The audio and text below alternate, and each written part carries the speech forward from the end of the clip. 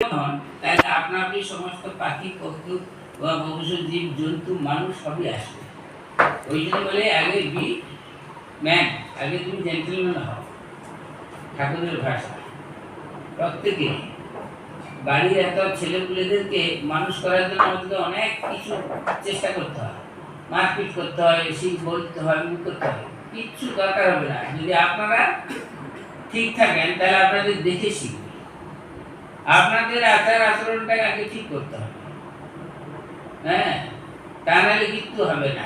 ওই কথাগুলিতে আছে, রোগী ডাক্তারের কাছে রোগী এসছে, এখন রোগী প্রেসক্রিপশন করে দিয়েছেন ডাক্তার, কিন্তু খাওয়ার মধ্যে একটা জিনিস খেতে নিষেধ করেছে, হ্যাঁ, যে তারা তো খুব গুড়ের নেশা আছে, তো গুড় খায় কি মিষ্টি খায়। তো সেদিন ডাক্তার দেখলো যে ডাক্তারের নিজের ঘরেই গুড়ের জ্বালাগুলো আছে, সেই জন্য পেশেন্টটাকে বললো যে তুমি কালকে এসো, তুমি কি খাবে কি খাবে না বলে। হ্যাঁ, তো সেই জন্য যে কালকে আসার পর তখন গুড়ের নাড়িয়ে ঝাঁটাগুলো সরিয়ে নিয়েছে, তারপরে বললো যে এই খাবে এইটা খাবে না। তো ওটা কালকেই করতে পারতেন, কালকে বলিনি এই কারণে, আমি যদি বলি তুমি ওটা বিশ্বাস করবে না, বলে ডাক্তার নিজে খায় আর আমাকে নিষেধ করছে। ব্যাপারটা বুঝতে পারছেন? সেই জন্যই আমরা যা আচরণ করব, আর তার বিপরীতে যদি আমাদের ছেলে মেয়ে ঘরের বউ বাচ্চা করি, তারা কিন্তু মানবে না, বলে বাবা মা বড়রা করছে আর আমাদেরকে নিষেধ করছে। সেই জন্যই আপনি আচরি ধর্ম অপরি শিখায়, আপনি আচরি ধর্ম, আমার নিজের ধর্ম অপরকে শিখায়, সে দেখেই শিখে। আপনাদের তো এত বড় বয়স হলো, অনেক ঘাট পলিঘাট পেরিয়েছে, আমরা দেখে শিখি, ঠকে শিখি, পড়ে শিখি। প্রথমে আমাদেরকে পড়তে হয়েছে, তারপরে যখন বড় হলাম, হ্যাঁ, কিছু করতে গেলাম নিজেকে কিছু ঠকতে হয়, সেই শিক্ষাটা পার্মানেন্ট থেকে যায় সারা জীবন, ভুল হয় না। আর কিছু দেখে শিখতে হয়, দেখে শিখাটাই সবচেয়ে বেশি। আমাদের সমাজে এখন যা কিছু আপনারা অনুসরণ করছেন বা অনুকরণ করছেন, সবই দেখেই করছেন। 1 নম্বর দেখে হচ্ছে মোবাইল, 2 নম্বর হলো টিভি, 3 নম্বর এই সমাজের নেতৃত্ব যারা নেতা দিচ্ছে। বুঝতে পারছেন? কারণ মুখে এক বলছে আর প্র্যাকটিক্যাল কর্মক্ষেত্রে আর এক বলছে। আপনারা কোনটা নেবেন, কোনটাকে সিদ্ধান্ত ঠিক মনে করবেন? ঠিক কিনা বলুন? কোনটাকে ঠিক বলে? সে একজন প্ল্যাটফর্মে দাঁড়িয়ে হাত পা ঝেড়ে নেড়ে অমুক করলো তুমুক করলো, এই করবো ওই করবো ওই করবো, তারপরে যখন কাজটা খতম হয়ে গেল আর তার ছুটি পেলেন না, আপনারা যেই টিভি দিকে সেই টিভি এলেন, এই যে রাস্তা ভেঙে গেছে বলে রাস্তা করবে, এখন ভোট এসছে সব দাঁড়িয়ে দাঁড়িয়ে আসবে, ভোটটা দিন আপনার পাকা রাস্তা করবে, জল নেই জল দিয়ে দেবো, বিদ্যুৎ নেই বিদ্যুৎ করে দেবো, হ্যাঁ, আপনারা সেই লোভে দিয়ে দিলেন, তারপরে আর ছুটি পাবেন না। এইটাই পরম্পরা চলে এসছে। সেই জন্য এখন রাজনীতি করুন, অধিকার থাকবে একজনকে, এগুলো করা হয় আমাদের নিজেদের সুবিধার জন্য। আজকের এই যে জিনিসগুলো করা হচ্ছে, রাজনীতি একটা প্রয়োজন আছে। রাজনীতি হলো রাজার নীতি, যে প্রজাকে যে ঠিক মতো লালন পালন করতে পারবে, তার সুখ সুবিধা দেখতে পাবে। রাজা রামচন্দ্র, হ্যাঁ, বলে তাদের রঘুনীতি রঘু রায় চলে যায়, কিন্তু জীবন চলে যাবে, কথা চলবে ফসল যাবে না। ওই জন্য তাকে পুরুষোত্তম রাম বলা হয়। তার মা বলেছিল তাকে বনবাসে যেতে হবে, সত্য রক্ষা, ওই জন্য সত্য রক্ষা করলেন, কিছুতেই মানলেন না বনবাসী, সত্য রক্ষা করলেন। ঠাকুরের বাবা ক্ষুদিরাম চট্টোপাধ্যায় বেড়েগ্রামে যখন ছিল, রায় রামানন্দ রায় জমিদার, তখন ওদিকে ওখানে ক্ষুদিরামকে এত অঞ্চলে 10 গ্রাম প্রত্যেকটা মানুষ তাকে দেবতাকে পুজো করত। ব্রাহ্মণ, অপরিগ্রহ ছিলেন তিনি, যোজন জাগনে যা পেতেন সেইটা ছাড়া কারুর কাছে অপরিগ্রহ, অর্থাৎ কারুর কাছ থেকে অযাচিত কাছে কিছু গ্রহণ করতেন না। বুঝতে পারলেন? সেই জন্য তিনি ছিলেন এত দেবতার মানুষ। ওই জন্য বলে আমাদের পশু থেকে মানুষ, মানুষ থেকে দেবতা, দেবতার মানে। তো রায় রামানন্দ বলে একটা যদি মিথ্যা সাক্ষী দেয়, তাহলে সে একটা প্রজাকে সে উৎখাত করতে পারে, একটা সাক্ষী। কারণ ওনাকে তো সবাই মানে যে উনি কখনো কখনো মিথ্যা কথা বলেন না, কিন্তু তিনি সাক্ষী দিলেন। তখন জমিদার তাকে বিতাড়িত করলেন। 150 বিঘা জমির মালিক ছিল, হ্যাঁ, কিন্তু কপটহীন রঘুবীরকে বগলে তুলে নিয়ে ছেলে পুলে স্ত্রীর হাত ধরে বেরিয়ে এলো। কোথায় যাবে? আমরা যখন বাইরে বেরোই আমাদের একটা লক্ষ্য থাকে, থাকে তো, অমুক দিকে যাবো, নাহলে রাস্তায় গিয়ে কি আমরা মাথা চুকাই কোন দিকে যাবো? প্রত্যেকের একটা লক্ষ্য থাকে। মায়েদেরও একটা লক্ষ্য, যখন রান্না করে সব কিছু আছে নাকি দেখে নেয়, কি রান্না হবে আগে সব কেটে নেয়, চাল তেল ডাল আছে কি না, নাহলে কি উনুনে গ্যাসটা ধরিয়ে তখন খুঁজতে যায় না। তাহলে আমাদের একটা লক্ষ্য থাকে, কিন্তু এখানে ক্ষুদিরাম চট্টোপাধ্যায়ের কোনো লক্ষ্য ছিল না। তার একমাত্র ভরসা ছিল রঘুবীর তার ভগবান ইষ্ট দেবতা যা করেন তাই করবে। ওই জন্য বলে কথাগুলিতে পড়বেন, বাবা যদি ছেলের হাত ধরে ছেলে কখনো পড়বে না। ছেলে যদি বাবার হাত ধরে যেতে অন্যমনস্ক হলে মুচুট খেলে হাত ছেড়ে দিলে পড়ে যাবে। ওই জন্য এখানে ঠাকুর যদি আপনাদের হাত ধরে তাহলে আপনারা কখনো বিচলে যাবেন না। সেই জন্যই ক্ষুদিরাম চট্টোপাধ্যায় বেরিয়ে এলেন, কিন্তু শিব ঠাকুরটা আসতে পারল না। শিবের ইচ্ছা ছিল না যে ওই জায়গা ছেড়ে আসি। শিবটা বসে পড়ে গেল মাটিতে, তারপরে তুলতে গিয়ে আর শিবকে তুলতেই পারলো না। এখনো সেই শিব ঠাকুর ওখানে মন্দির গেড়ে বসে আছে, পুজো নিচ্ছে দেড়ে গ্রামে। আর ঠাকুর চলে এলেন রাস্তা, ঠাকুরের বাবা তার বন্ধু শুক্লাল পদ, এখন যেটা আমাদের জন্মস্থান ঠাকুরের কামারপুকুর, 10 কাঠা জমি দিলেন, তাকে একটা ঘর করে দিলেন, যোজন জানুন করে, সেইখান থেকেই সে বড় হল ক্ষুদিরাম চট্টোপাধ্যায়। তাহলে এখানে আমাদের ব্যাপারটা হয়েছে, ওই জন্য সত্য পথে থাকলে কষ্ট হয়, দুঃখ হয়। যদি যেটা মেনে নিতে পারেন তাহলে সত্যকে ধরে রাখতে হবে, তাহলে পরে সুখ পাবেন। আর আমরা অসৎ পথ নিয়ে কিছুটা সুখ কিছুটা অশান্তি। দেখবেন প্রত্যেকটা জিনিসের সুখের পিছনেই থাকে দুঃখ। সে আপনারা হাড়ে হাড়ে বুঝতে পারছেন, কতটা আমরা সুখ পাই কতটা দুঃখ পাই। কারণ আলোর পরেই তো অন্ধকার। 12 ঘন্টা সূর্য উদয় হলো, তারপরে 12 ঘন্টা অন্ধকার। তো এই চক্রবর্তী চলতেই থাকছে, অত সুখ দুঃখ আমাদের চলতেই থাকবে, কিন্তু আমরা ওই সুখের পিছনেই ছুটি। তা সেই জন্যই বলছেন যে ঠাকুরের কাছে আপনারা যারা দীক্ষা নিয়েছেন ভালোই, রোজ কথা মতো পড়বেন, আর যারা নেননি নিয়ে নেবেন। তাতে কোনো সামাজিক ধর্ম কর্ম দৈহিক কিছু পরিবর্তন নাই আমাদের ঠাকুরের দীক্ষা নিলে। দীক্ষা নেওয়া মানে একটা ধর্মকে ধরে রাখা। কি ধরে রাখবেন? সত্যকে ধরে রাখবেন। দীক্ষার আর কিছু নয়, একটা আদর্শ, একটা লক্ষ্য। আর মঠ মিশনের এই যে গুরু যে পথটা দেখিয়ে দেয়, যে পথটা বলে দেয়, সেইটাকে আমাদের সামনে রেখে এগিয়ে যেতে হবে। সেইটা যখন আমরা না রাখতে পারি তখন আমরা পথভ্রষ্ট হই, লক্ষ্যভ্রষ্ট হই, তখন আমরা বলি মিথ্যা চাই। ক্লিয়ার? দীক্ষা নেওয়া মানে একটা আদর্শকে গ্রহণ করা, সেই আদর্শটাকে আমরা সারা জীবন যেন ধরে রাখতে পারি। ধর্ম মানে ধরে রাখা। কি ধরে রাখবো? আমি যাকে গ্রহণ করছি তিনি বলছেন, আমরা অনেক আগেই আমরা পড়েছিলাম, যেমন ছোট্টবেলা ঈশ্বর বিদ্যাসাগরের বর্ণ পরিচয়, সদা সত্য কথা বলিবে, কখনো মিথ্যা কথা বলিবে, আজীবন। এখনো পড়ছে ছেলেপুলে, আমরাও ছেলেদেরকে পড়াই, যারা শিক্ষকতা করি, যারা বাড়িতে পড়ায়, কিন্তু আমরা নিজেরাই তারপরে কি করি সেটা আর বলার অপেক্ষা থাকে না, সে আপনারা নিজে নিজে বুঝতে পারেন। সেই জন্যই যে ঠাকুরকে ধরলে তখন তার প্রতি একটা ভক্তি আসবে, নিষ্ঠা আসবে। হ্যাঁ, ঠাকুর যদি কৃপা করে ভাববেন যে ঠাকুর আমাদেরকে ধরেছে, এবং সেই হাত ধরাটা ঠাকুরের কাছে রোজ এসে বলবেন যে ঠাকুর তুমি আমাদের হাত ছেড়ো না। আমরা তো ছাড়তে পারি, খেলাধুলা করছো, কত কিছু মোহিনী জগতে দিয়ে রেখেছেন, লোভ লালসা বাসনা কামনা। হ্যাঁ, ওই যে কখনো লোভ সামলাতে পারিনি, মিথ্যা কথা বলি, কখনো ওই সামান্য টাকার জন্য অনেক কিছু আমরা করে ফেলি, যেটা জগতে চলছে। হ্যাঁ, কিন্তু ফিউচারে কী হবে, ভবিষ্যতে কী হবে, কেউ সঙ্গে যাবে না। যখন আমরা জন্মগ্রহণ করি একাই এসেছিলাম, কিচ্ছু ছিল না সাথে। তারপরে আমাদের লজ্জা নিবারণের জন্য মানুষ একটা বুদ্ধি দিয়ে দিল, ওই ঠাকুর লীলা খেলা করে না। হ্যাঁ, মায়েরা দেখে না বাচ্চারা যখন খেলা করে চুষি কাঠিতে খেলতে গেলে খুব আনন্দ, খুব খুশি, অন্য কাজ করতে পারে। আর যখন কান্নাকাটি করে দৌড়ে এসে তুলে। তো আমরা যতক্ষণ না কান্নাকাটি করবো ততক্ষণ উনি আসবে না। উনি ওই আমাদের সমাজের লোভ লালসা কামনা বাসনা সব দিয়েছে, তোমরা যত পারো খেলো, ওইটা নিয়েই মজে থাকো, কিন্তু সবই তার খেলা।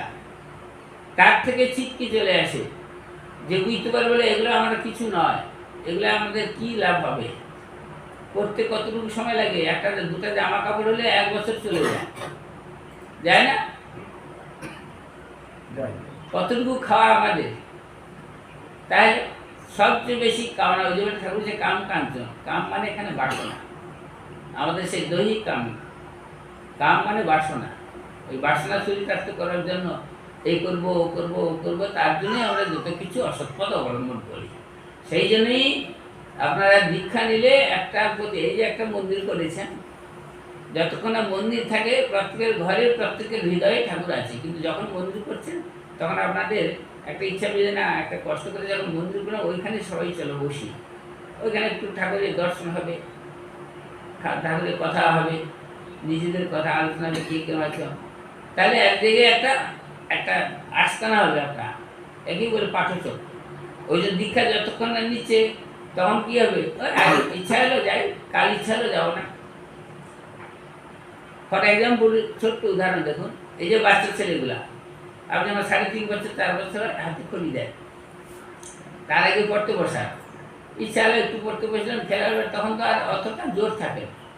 যখন স্কুলে ভর্তি করে দেন তখন আপনাদেরও একটা মনের ধারণা, স্কুলে ভর্তি করে দিচ্ছে, এবারে পড়াতে হবে, পড়তে হবে, নিজেরা পড়াবো কিংবা মাস্টার দেবো, আর তারও ধারণা ভাই তুমি স্কুলে ভর্তি হচ্ছে, তোমাকে এবারে এখন থেকে স্কুলে যেতে হবে। ঠিক সেই রকম আমরা যদি দীক্ষা নেই, মায়ের মন্ত্র, ঠাকুরের মন্ত্র নেই, তখন আমাদেরকে ঠাকুরের কাছে আসতে হবে। একটা ভিতরে ভিতরে একটা টান থাকবে, যেন আমরা দীক্ষা নিয়েছি, কথা দিয়েছি, প্রতিজ্ঞা করেছি যে মন্ত্র জপ করবো, ঠাকুরের সেবা করবো, সাধু সেবা করবো, হ্যাঁ, সমাজের সেবা করবো, তখন ওই চাপটা আসবে না। নাহলে তো ওই আজকে এলো কাল এলো, কাল এলো তো পরশু এলো, তখন যেই কজন ধূপকাঠি মানে দীক্ষা নিয়েছেন, মন্ত্র নিয়েছেন, তাদেরই দায় যে আমরা তো বসিয়েছি বুড়োকে, আমাদের যারা একটু ফুল দিই, ধূপ দিই, হ্যাঁ, নাহলে আমরা গিয়ে মনের আরতি মানসিক পূজা করি, প্রার্থনা করি, মানস পূজা একটা থাকে, মনে মনে সমস্ত কিছু গ্রহণ করা যায়, মন্ত্র কিছু জানে তুমি তাই গ্রহণ করো। আর এগুলো হচ্ছে বাহ্যিক পূজা, এগুলো ভক্তি আনার জন্য, শ্রদ্ধা নেওয়ার জন্য, তার প্রতি ভালোবাসার জন্য, সব কিছু এই বাহ্যিক পূজা। কিন্তু আমাদের প্রথমে বাহ্যিক পূজাতেই যেতে হয়, তারপরে মানসিক পূজা। এই জন্যই রোজ কথা বলতে পড়বেন, খণ্ডন ভব বন্ধন বন্দিত মা, খণ্ডন করো ভববন্ধন। আমাদের ভববন্ধন মানে আমাদের সেই জন্য তোমাকে বন্দনা করছি। হ্যাঁ, ওই জন্য খুব সুন্দর মানে আছে, যারা পড়াশোনা করছেন যারা, তারা ভালো বুঝতে পারবে। হ্যাঁ, তো রোজ তার কাছে প্রার্থনা করা। তো এইভাবে আপনারা এখন ঠাকুরকে বসেছেন, ঠাকুরের ইচ্ছা এই পাড়া গাঁয়ে জঙ্গলের মধ্যে এখন যেখানে সেখানে কিছু ঢুকে যাচ্ছে, ঠাকুর ঢুকে যাচ্ছে কিসের জন্য? আমাদের মঙ্গলের জন্য, আমাদের ভালোর জন্য। বড়রা সবসময় ছোটদের ভালোর জন্যই তো বলে, খারাপের জন্য তো বলে না, প্রত্যেকেই ভালোর জন্য বলে। হ্যাঁ, আজকের আমরা সমাজের কাজ করার জন্য ভালো অ্যাম্বিশন থেকে ঢুকে পড়ি, তারপরে যখন হাতে খুব প্রচুর টাকা পয়সা আসছে, কাঁচা টাকা, লোক সামলাতে পারে না, তখন অসৎ পথে চলে যায়। ওই লোক লালসাটাকে আগে সমৃদ্ধ করতে হবে, যেটুকু দেবে তাতেই সন্তুষ্ট থাকতে হবে, তাইলে দেখবেন জীবনটা দেখবেন আনন্দে পরিপূর্ণ হয়ে থাকবে, তখন দুঃখ কষ্ট থাকবে না। সবটাই যদি তার উপর নির্ভর করে যে ঠাকুর আমাকে যা দিয়েছে ভালোই দিয়েছে, যেমন রেখেছেন ভালোই আছে, যা আছে তাই তো ভালোই আছে, এইভাবে যেন আমাদের এই কদিন আর বাঁচবে। 40 হয়ে গেল, 50 হয়ে গেল, তারপরে 60-70 পরে হাঁটু ব্যথা, কোমর ব্যথা, তারপরে 2 দিন করে দাঁত পড়ে যাবে, দাঁতে ফোকরা, খেতে পারবেন না, কোনো রকম বেঁচে থাকে, তাকে কি বেঁচে থাকা বলে? চলতে পারবো না, খেতে পারলাম না, হাঁটতে পারলাম না, তাহলে সে বিছানায় শুয়ে এসে তাকে কি বেঁচে থাকা বলে? বাচ্চাটা ততদিনই যতদিন আমি নিজের সামর্থ্যে হাঁটাচলা করতে পারি, দৌড়ঝাঁপ করতে পারি, তারপরে তো পঙ্গু হয়ে বেঁচে থাকলো 100 বছর, কি না 100 বছর বেঁচে আছে, কি হলো? তার দ্বারা কিছু হয় সমাজে? অকল্যাণ, তার দ্বারা কিচ্ছু হয় না, কোনো কর্ম হয় না, হয় কি বলুন? তাহলে বুঝতে পারছেন, তারা আমাদের জীবনটা কথা, ওই জন্য বলছেন যে যা করবে 40 বছরের মধ্যেই করে নিতে হয়, সেই সময় ফুল এনার্জি থাকে, ফুল শক্তি থাকে আমাদের। সে আপনারা চাষবাস করুন, পড়াশোনা করুন, চাকরি বাড়ি করুন, টাকা পয়সা জমান, যা করবেন 40-এর মধ্যে। তারপরে আস্তে আস্তে শরীরে ক্ষয় হয় আর হচ্ছে ক্ষমতাও কমে যায়। তখন ওই জন্য বলি রিটায়ার পেনশন, যারা চাকরি বাকরি করেন 60 বছরের পর রিটায়ার পেনশন পান, তারপর একটু ঘুরে ঘুরে বেড়ান, ওই সেই রকমই। ছেলেপুলে যখন মানুষ হবে তখন নিজেরা হাত পা চালান, তখন ছেড়ে দিতে হবে। আমাদের শাস্ত্রে বলে ব্রহ্মচর্য, গার্হস্থ, বানপ্রস্থ, সন্ন্যাস। তো ব্রহ্মচর্য আমরা এই যে যারা বিয়ে চাপ করেনি আর জীবন যে ব্রহ্মচারী থাকলো, তারপরে গার্হস্থ জীবনে সংসার জীবনে প্রবেশ করলাম। ঠাকুর বলছেন গার্হস্থ সংসার জীবনে প্রবেশ করার পরে 2-একটা ছেলে হওয়ার পরে স্বামী স্ত্রী যেন ভাই বোনের মতো আচরণ করে, তাহলে তখন দেখুন সুখে শান্তিতে বাস করে। তারপরে বানপ্রস্থ, তারপরে সন্ন্যাস, ঘরে থেকে ওই সন্ন্যাস, গুপ্ত সন্ন্যাস, যে সবাই আছেন ঠাকুরের দিকে মন, ঠাকুরের কথাবার্তা, ঠাকুরের জপ ধ্যান, ঠাকুরকে নিয়েই থাকা। অর্থাৎ বাইরে সব কিছু ছেড়ে সন্ন্যাস গ্রহণ করতে হবে না।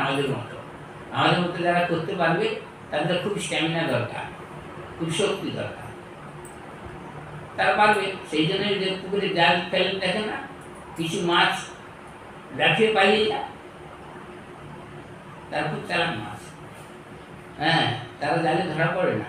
ওই জন্য সমাজের সংসারে দেখুন না, কত 150 কোটি মানুষের কতজন হচ্ছে সাধু হয়েছে, ওই 2-4টা, কিন্তু ওই 2-4টেই একজন এলে পুরো দুনিয়াকে উল্টে দেবে।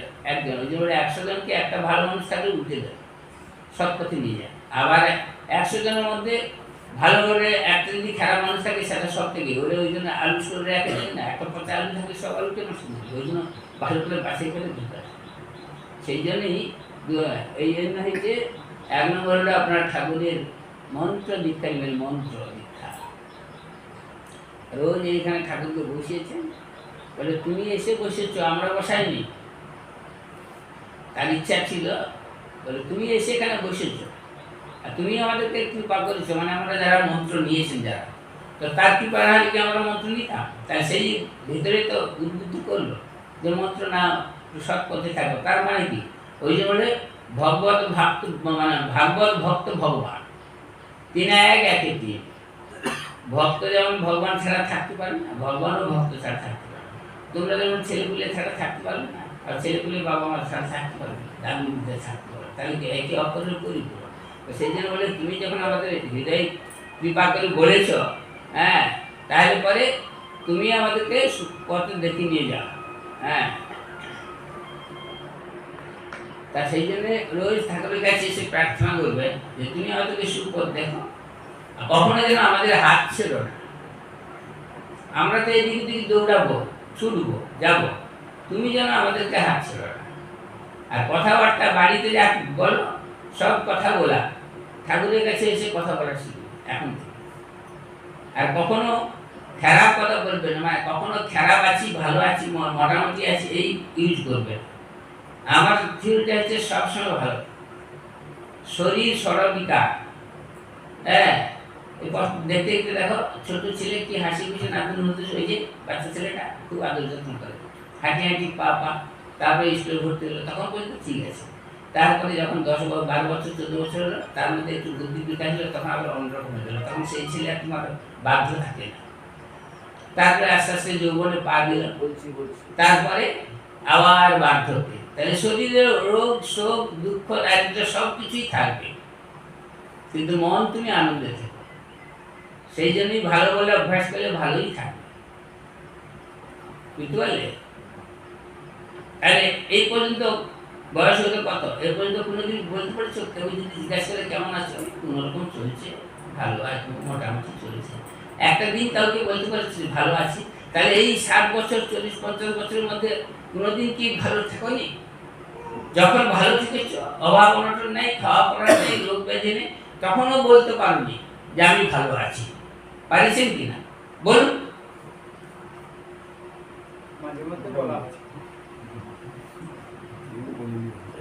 লক্ষ্য রাখবে, সারাদিন ঠাকুর কাছে বসে সকাল সূর্য উদয় থেকে অস্ত পর্যন্ত চিন্তা করবি যে কতটা আমি ভালো কথা বললাম, কতটা ভালো আচরণ করলাম, কতটা কারুর সেবা করলাম, কি ভালো কথা বলে তাকে সাহায্য করলাম। সেবা করার অনেক রকম পদ্ধতি আছে, আর্থিক দিক দিয়েও আছে, আবার মানসিক দিক দিয়ে আছে, দৈহিক দিয়ে আছে। তার কাছে নেই একটা দরিদ্র মানুষ, আমি তোর পাশে আছি, তোর ভয় নেই, সে তুমি এগিয়ে যায়। আর আমাদের ছেলে মেয়েদের সবচেয়ে বড় সাহায্য হচ্ছে বাবা মা, যে তোরা এগিয়ে যা, আমরা তো পিছনে আছি। তখন দেখবি সেই ছেলে মেয়ে এগিয়ে যায়। আর তা নাই ওই মায়ের আঁচল ধরে রাখি, বিয়ে পাস পর্যন্ত মা তুমি চলো, বাবা তুমি চলো, দাদা তুমি চলো, আমি একা যেতে পারবো না। বিয়ে পাস করেছে, 18-20 বছর বয়স হয়ে গেল, কিন্তু একা বলতে পারে না। তার জন্য দায়ী হচ্ছে আমাদের সমাজ, অর্থাৎ বাবা মা। তাকে সাহস দেয় না, বাইরে বেরোবার মতো তাকে সাহস যোগায় না। তুমি আর নিজে এখন তো বেশি করে বলবো মেয়েদের আরো সাহস অবলম্বন করে দেখানো। যা দিনকাল করছে, তোমাদেরও চিন্তার অন্ত থাকে না, বাইরে গেলে কখন টিউশন থেকে আসবে, কখন কলেজ থেকে আসবে, কখন কি আসবে, কি ঠিক না বেশি? হ্যাঁ, মোবাইল দাও, যাই দাও না কেন। আর মোবাইল একটা আছে সবচেয়ে, যেমন তার উপকার আছে তার চেয়ে বেশি অপকার, তার চেয়ে বেশি অপকার আছে মোবাইলে। ওই জন্য ছেলে মেয়েদেরকে যত মোবাইল থেকে দূরে রাখবেন ততই মঙ্গল। তো যাই হোক, ওই জন্য বলছি যে ঠাকুরে যারা ধরেননি বা ঠাকুর যাদেরকে ধরেনি, তারা প্রার্থনা করো যে তুমি এসে আমাদের হাতটা ধরো, অর্থাৎ আমাদের ভিতরে সুবুদ্ধি দাও, ভগবানের নাম নিই তোমার সেবা যত্ন করতে পারি। হ্যাঁ, তারপরে আর যারা নিয়েছেন তো খুবই ভালো।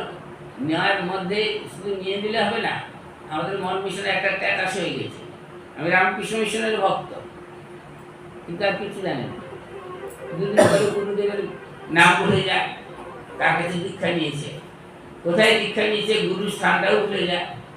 তারপরে যে করণীয় সেগুলোও কিছু করে, যে গুরু সেবা করতে হয়, সাধু সেবা করতে হয়, তাদের আমার যেমন আছে আপ্যায়ন করতে পারি। এই যে আপনারা যতটা চেষ্টা পাচ্ছেন করছেন যে একজন সাধু আসবে, তাদেরকে যতটা পারি আমাদের যা আছে তাতে আমরা আপ্যায়ন করি, এটা হচ্ছে আন্তরিকতা। সেই জন্যই তো ভগবান কৃষ্ণ মানে দুর্যোধনের আতিথ্য গ্রহণ করলো না, এত কিছু থাকা সত্ত্বেও গেলেন বিদুরের ঘরে। সেই জন্য ভগবান হচ্ছে মন দেখেন, বাইরের আত্মীয়তা দেখে না বেশি, মনের ভক্তি অজ্ঞটা বেশি দিয়ে পূজা করতে। সেই জন্যই ভগবানকে আপনারা নিজেদের মতো করে নেবেন, আর ভগবানের কাছে এসে প্রার্থনা করবেন। আর যারা নেননি তারা দীক্ষা টিকা নেবেন। এইবারে ভগবান ঠাকুরের যে পরিষ্কার পরিচ্ছন্ন থাকতে, অন্তত একটু ফুল দিলেন, ধূপ দিলেন, ওই ফুলগুলো আপনি তুলবেন না, সব ওঠা শুধু ফুল তুলবেন। শিব ঠাকুরকে চেষ্টা করবেন সাদা ফুল দেওয়া, সাদা ফুল দিবেন। হ্যাঁ, বাকি মা ঠাকুর তো সবই পাবে, মা তো ভগবতী জগৎজননী, লাল ফুল সাদা ফুল যা দিবে তাই হবে, ঠাকুরও তাই, ঠাকুর তো সবই। সেই জন্যই ঠাকুরের কাছে প্রার্থনা করে আপনাদের সবাই মঙ্গল করুন, সবাই ভালো থাকুন, আনন্দে থাকুন। আর সন্ধ্যা সকাল এসে কেউ কিছু না হোক, যে যখন পারবেন ঘরে থেকে বেরিয়ে এসে এখানে চুপচাপ বসে থাকবেন, ঠাকুরের দিকে চেয়ে অভ্যাস করুন। তারপরে ভিতর থেকে কি হবে না হবে সেটা আপনারাই উপলব্ধি করতে পারবেন। এগুলো তো অনুভূতির বিষয়, উপলব্ধির বিষয়, আমি বললেও হবে না। যেমন দুধ খেয়েছেন, আপনি যে অন্য কাউকে দুধ খাওয়ার কি তার কিছু গুণাগুণ আপনি কি বলতে পারবেন, বোঝাতে পারবেন? দুধটা কি ওই সাদা কেমন টেস্ট ব্যাখ্যা করতে পারবেন, বাট যে খেয়েছে সে বুঝতে পারবে দুধের টেস্ট কিরকম। তারপরে দুধ 1 মাস 2 মাস 6 মাস খাওয়ার পরে তার শরীরে কতটা হৃষ্টপুষ্ট হয়েছে, কতটা মনে বল এসছে, সে বুঝতে পারবে, কিন্তু আদারওয়াইজ কেউ বুঝতে পারবে, ঠিক কিনা? হ্যাঁ, তো সেই জন্যই ঠাকুরকে যারা ধরেছে তারা বুঝতে পারবে, উপলব্ধির বিষয়, অনুভূতির বিষয় ভিতরে। তো সেই জন্যই ঠাকুরের কাছে এসে বলবে, ঠাকুর প্রত্যেকদিন এসে প্রার্থনা করবে হাত জোড় করে, মানসিক পূজা, ফুল দিন যাই দিন না কেন, অন্তত ধূপ ফুল দিয়ে সুন্দর করে সাজাবেন, কাপড়টাও ভালো করে পরাবেন। হ্যাঁ, দেখে আসবেন রাসনগুলো কীভাবে পরায়, শিখে আসবেন। হ্যাঁ, একটা দেখতে সুন্দর, যেটা প্রথম অ্যাট্রাকশন, ওইখান থেকে দেখলেই বলে বাহ কি সুন্দর, তো যাই একটু প্রণাম করে আসি, একটু দেখে আসি। ওই জন্য আমরা এত বহিরঙ্গটা ভালো পরিষ্কার পরিচ্ছন্ন করি, মাথায় চুল দিই, এগুলো একমাত্র নিজেদেরকে পরিষ্কার পরিচ্ছন্ন রাখার জন্য একটা সৌন্দর্য। আমার যা আছে পুরনোই থাকুক, ছিঁড়া থাকুক, যাই আছে, কিন্তু যেন পরিষ্কার থাকে। তা আমার ঠাকুরকেও সেইভাবে পরিষ্কার করে আমার যা আছে তাই দিব, অতিরিক্ত ফুল দিয়ে জবরজং করতে যাব না। দেখতে যেন ভালো হয়। তিনি দেখার পেয়েছিলেন সৌন্দর্য, রাস্তাঘাট উনি হাঁটেন, ঘুরেন, যেখানে বসেছেন সেখানেই আছেন, হ্যাঁ থাকেন, সেই ভক্তদের মধ্যে আচরণ করে, ভক্তদের ভিতরের মধ্যে তখন দেখবেন যার আচার আচরণ দেখেই ভাববে যে রামকৃষ্ণ পরমেশ্বরের দীক্ষিত ভক্ত। তাকে মুখে বলতে হবে না, তার ব্যবহারিক আচার আচরণেই বুঝিয়ে দিবে, তার কথাবার্তা, মিষ্টতা, ব্যবহারে, ভালোবাসা, তাতেই বুঝিয়ে দেবে যে আলাদা মানুষ। বলে আমাদের বলতে হবে যে আমি রামকৃষ্ণ মিশনের দীক্ষিত ভক্ত, বড়াই করতে হবে না, তার ব্যবহারই বলে দিবে। যা আপনারা সবাই ভালো থাকবেন, আনন্দে থাকবেন, আর এই ঠাকুরকে একটাই প্রার্থনা করবেন যে তুমি আমাদেরকে ছেড়ো না, এটা বলে দিবে।